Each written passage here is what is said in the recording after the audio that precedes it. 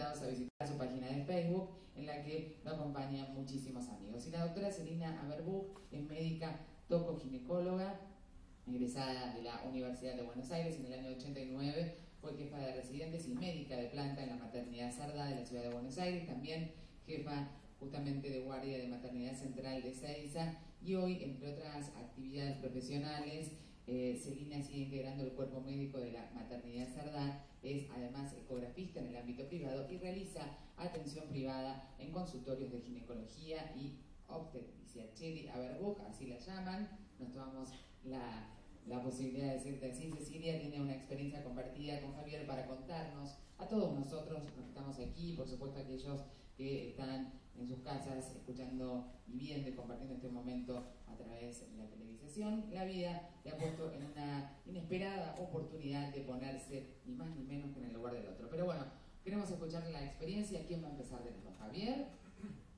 Arranca, Javier, vos que tenés pánico escénico. No te funciona, toma. Usa este. Me dan uno que nos funciona. No puedo hablar. Hola, ¿qué tal? Buenas tardes. ¿Cómo están?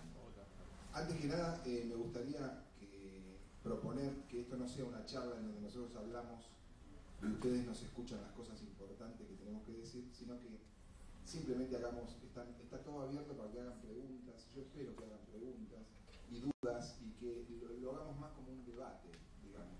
A la medida que escuchen cosas que quieran preguntar, está totalmente abierto a que levanten la mano y si les podemos responder, digamos, para que no sea una cosa de yo escucho y quiero preguntar y no puedo preguntar, o sea que está abierto totalmente a un debate.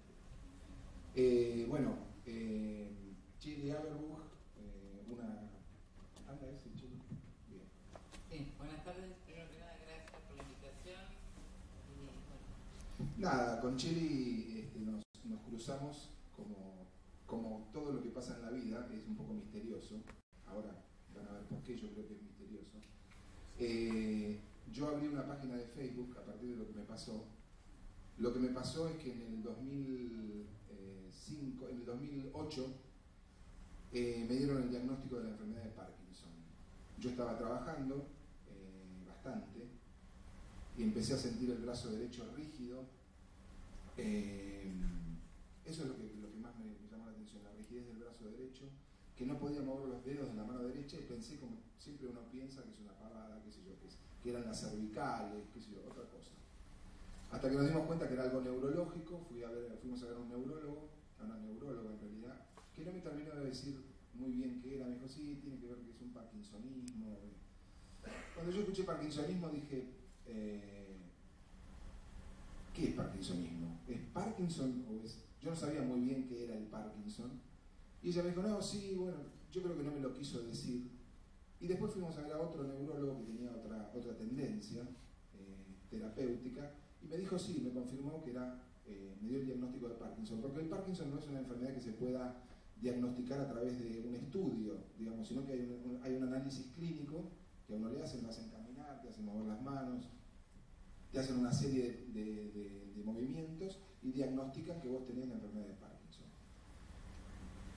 Es un punto de inflexión en mi vida enorme, porque me cambió la vida, hoy lo puedo decir después de casi 4 años.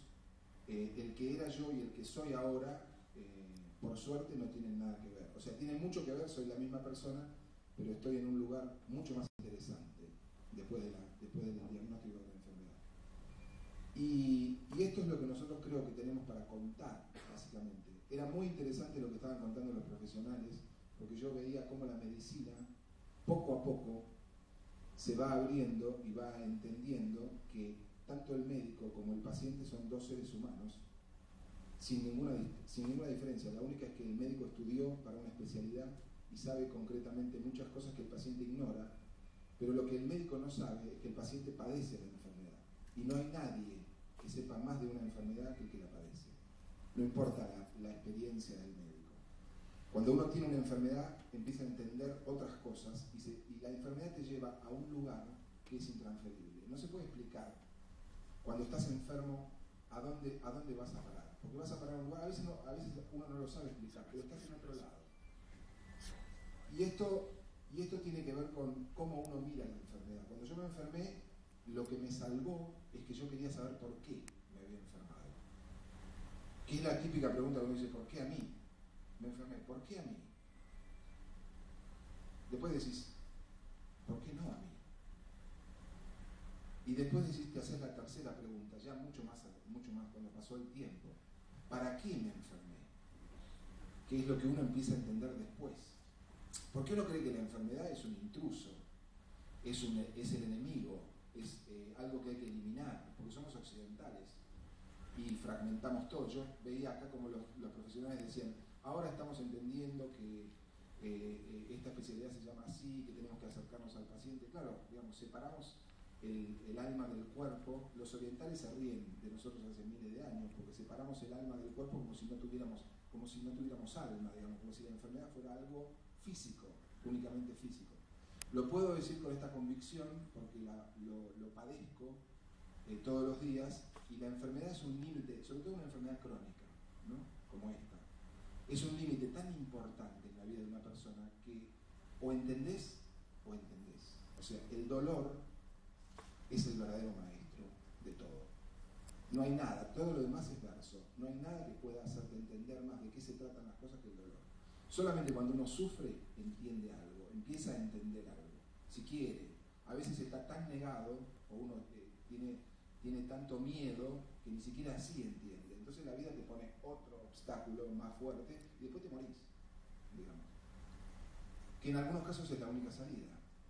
Pero uno se tiene que preguntar por qué una persona hace un cáncer, y digo hace, porque considero que la enfermedad tiene que ver con nosotros siempre, que no es una cosa de afuera, y se salva, y por qué otro hace un cáncer y se muere. Y algo tiene que ver la actitud y cómo uno comprende a la enfermedad. Y después tendríamos que hablar de qué es la enfermedad. Yo no sé qué es la enfermedad y creo que nadie sabe, porque la enfermedad es un misterio tan profundo como la muerte y como la vida, si uno es honesto. Hay gente que sabe y estudió y dice, sí, te enfermaste de esto. Son hipótesis, son todas teorías que sirven. La medicina, yo no voy, al contrario, yo voy a favor de la medicina. Yo tomo una medicación, tomo lo que tengo que tomar, pero el trabajo es otro. Es el más importante. Uno va al médico y el médico le dice, tenés que tomar esto, porque la medicina alopática tiene una cantidad de medicamentos preparados para que uno viva un poco mejor, pero son todos paliativos. La curación de la enfermedad no tiene absolutamente nada que ver con eso, en mi humilde opinión. La enfermedad es un hecho espiritual, es un hecho... No quiero hablar mucho, quiero que hable Cheli ahora, pero ya hablé demasiado. No, porque ustedes tienen tiempo, vamos a hablar más o menos 3 horas. ¿Está bien? Nada más. Ahora le paso a Cheli y después seguimos. No, hay un libro que a mí me cambió la vida y le debe haber cambiado la vida a mucha gente. Es un libro de un médico alemán, que además es psicoterapeuta, que se publicó casi hace 30 años. En realidad los autores son 2, que lo tengo acá, que se llama La enfermedad como camino. Debe ser uno de los libros más extraordinarios que yo leí en mi vida, porque además conecta todo y habla de la enfermedad desde un lugar insólito, que ahora no es un lugar insólito, ahora hay muchísima gente que habla de lo mismo. Pero básicamente dice que en lugar de aliarse con el paciente para tapar el síntoma, la diferencia es que hay que aliarse con el síntoma para ver qué falla en el paciente. O sea, el síntoma no es el síntoma nada más. El síntoma es siempre una señal de otra cosa.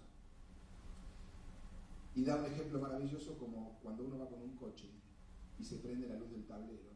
Y entonces uno dice, bueno, algo está pasando. Y no quiere ver la luz y por ahí ingenuamente cree que tapándola con una cinta scotch el problema desaparece. Por supuesto a los 10 kilómetros el coche se queda, porque el problema no está en la luz, el problema está en el motor. Con la enfermedad es lo mismo. A uno le duele el hígado y dice, bueno, no te duele el hígado, tienes un problema hepático. Sí, ese es el síntoma, pero ¿cuál es la enfermedad? Puede estar en cualquier otro lado. Dalke dice que nos enfermamos en la conciencia, o sea que uno siempre se enferma, llamémosle psiquis, al que no le gusta llamarle psiquis le puede llamar espíritu, al otro le puede llamar alma, pero nos enfermamos en ese plano que no es tangible y el síntoma se resuelve físicamente. Bueno, después seguimos. Dale, Cheli, porque si no... Bueno, no, yo